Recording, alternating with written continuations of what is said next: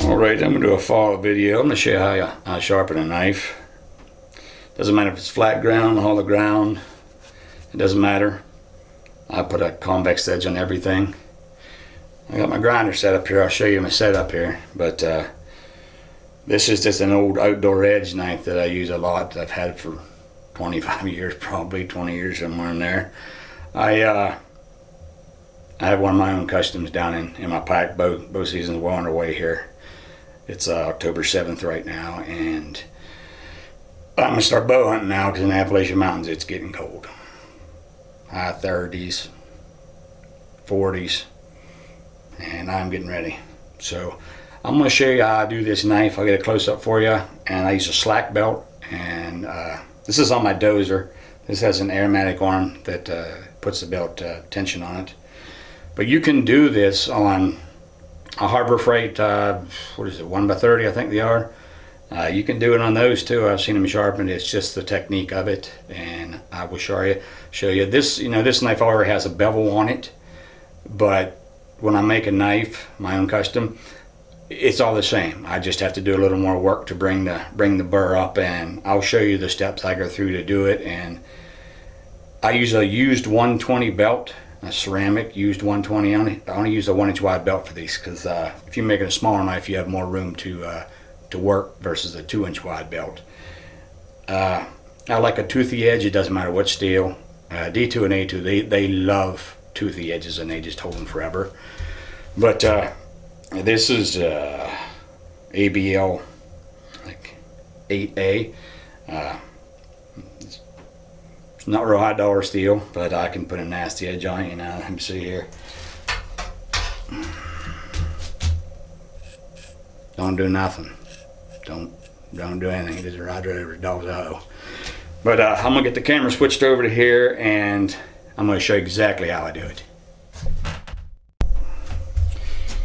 I've removed my platen. This is my top wall here and bottom wall here. Where you can't see because it's out of because I got it pretty close.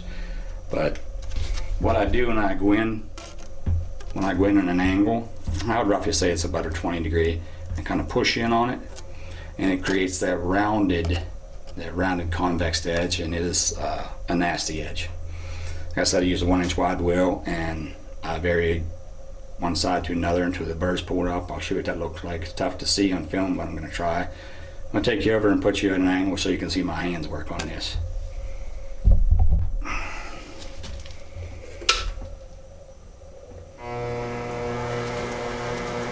I don't run it at a high speed. I don't think it's needed. You just don't. You're not taking off that much metal. But I go in at an angle like this. It's a slight push. You come to this belly on this knife, and you kind of lift your hand up slightly as you're pressing in.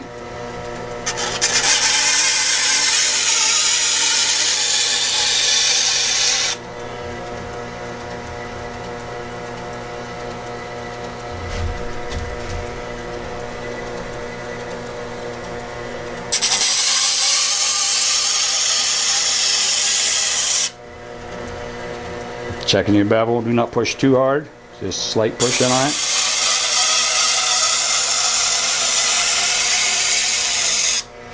A lot of times people get to the bevel, they think that you have to curve your wrist, and you really don't. You just pull the tip towards you just a little bit, but not enough so it eats into the belly of the knife.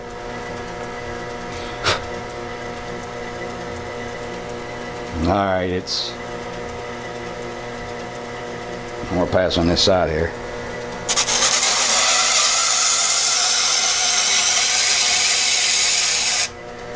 I don't go past the edge of this belt right here either, because if you go in too much when you're pulling in, you actually eat the belly of your knife out. Alright, I'm going to see if I can get this on film for you guys. It's going to be hard focusing on it, but getting a light, you can see there's a burr sticking up right here. It's just like a silver line. Right there you can see it. It goes all the way to the tip. That's what you're looking for. That's all you need. Don't go any farther than that. Once you do on each side and you pull a burr up, I actually pulled her up and did one pass on each side, and when you get this burr flipping from one side to another, it means the edges have met together, and you don't need to go any further than that. I hope you guys can see that. I know it's hard to do. And I'll explain what I do over there. Alright, this is a buffing wheel I use to take the burr off. It's a leather wheel. I've had this thing forever. It's just like stropping on a barber, and I use green compound on it. And this buffer has 2 speeds on it. It is, I think, 3250 and 1825. I only use a slow speed on anything, whether it's handles or buffing edges off of a knife. I don't like fast speed buffers. They're dangerous, and you're just going to get yourself into trouble with those fast things I've seen. This is probably one of the most dangerous pieces of equipment in the shop is a buffer. It'll rip a knife out of your hands and throw it at you like a spear, and I've seen it happen stuck in people's guts and legs and everything else. And be very cautious if you have one of these. But this is a leather wheel. I use green compound on it. I think it's like a 1200 grit or somewhere, give or take. But it just takes a couple passes, and you'll feel this burr on here. There's a burr you'll feel. You can actually feel it bite your finger.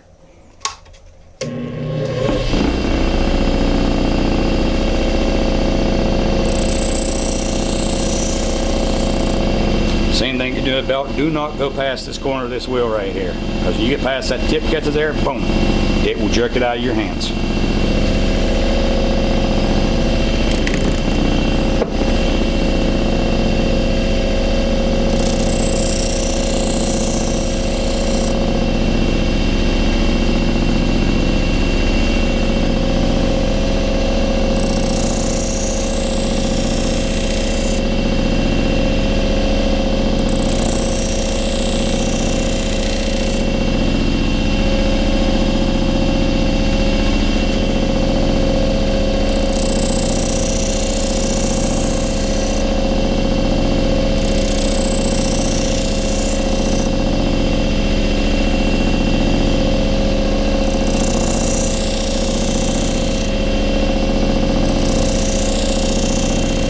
Do not press hard around the edge over.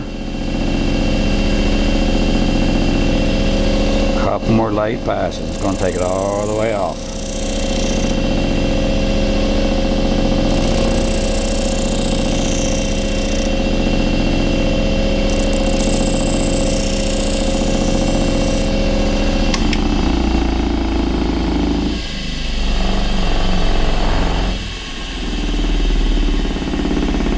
Grabbing my fingerprint.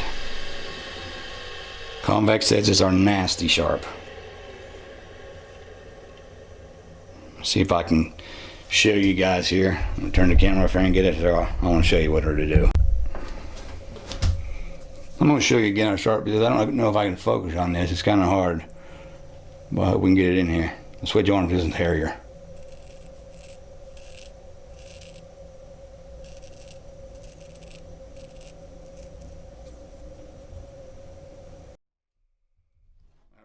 Hope you liked that little short video. Figured I'd do it. I have a couple knives I just sharpen my that, or just throw that in there and let you see how I actually sharpen. Like I said, that you can do that with every knife I make. I do that. So that's how I do it right there. I used 120 ceramic, and then I go to a leather wheel. They have leather wheels, leather belts. That leather wheel really strops them really good, and I've been using that for years. You know, I'm very fortunate to have a wife that lets me make knives and supports me in everything I do, and I have children that love it. And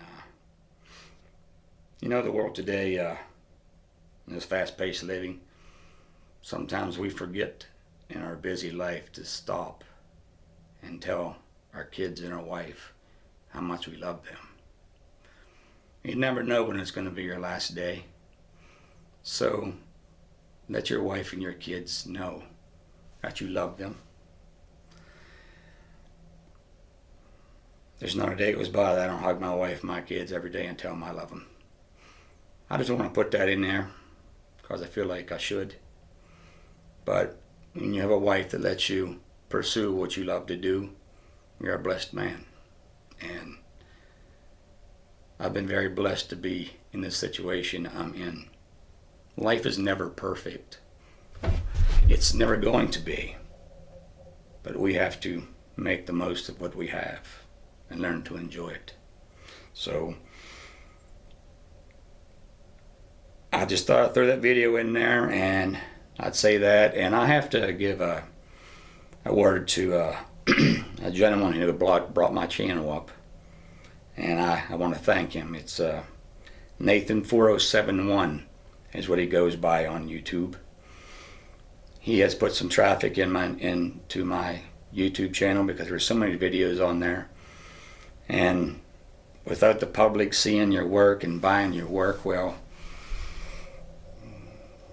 knife making is really not worth nothing. But if I can share knowledge and that I have taken, 15, 16 years to gain, it's yours for free. I'm not going to hide anything. You shouldn't.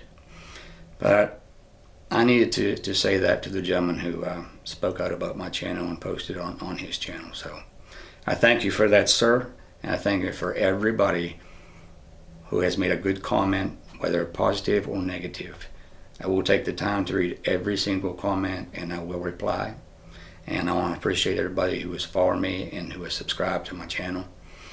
I'm just got a lot more to do, and I'm just getting started. So thank you guys.